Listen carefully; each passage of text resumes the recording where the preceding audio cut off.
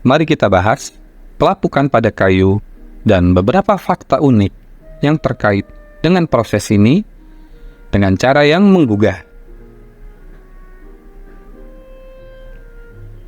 Ketika kita berjalan-jalan di hutan atau melihat sebuah papan kayu yang tua, kita mungkin tidak menyadari bahwa di balik tampilannya yang tampak kuat, ada cerita panjang tentang pelapukan yang diam-diam terjadi. Mari kita gali lebih dalam ke proses pelapukan kayu ini dan temukan beberapa fakta unik yang menakjubkan. Apa itu pelapukan pada kayu? Pelapukan pada kayu adalah proses alami di mana kayu mengalami perubahan fisik, kimia, dan biologis.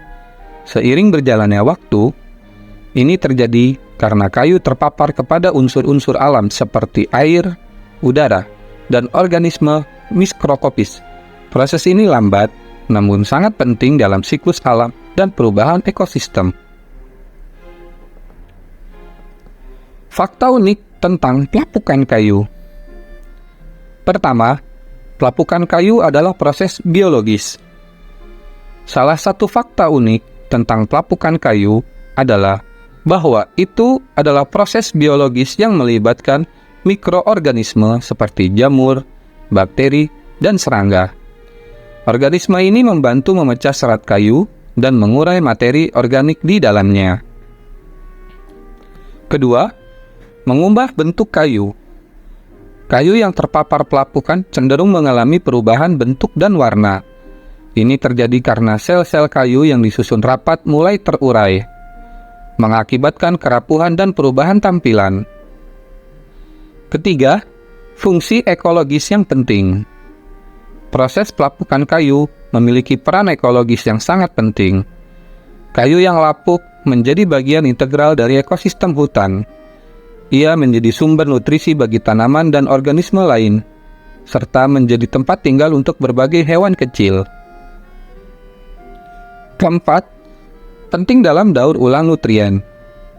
Pelapukan kayu juga membantu dalam daur ulang nutrien dalam ekosistem hutan.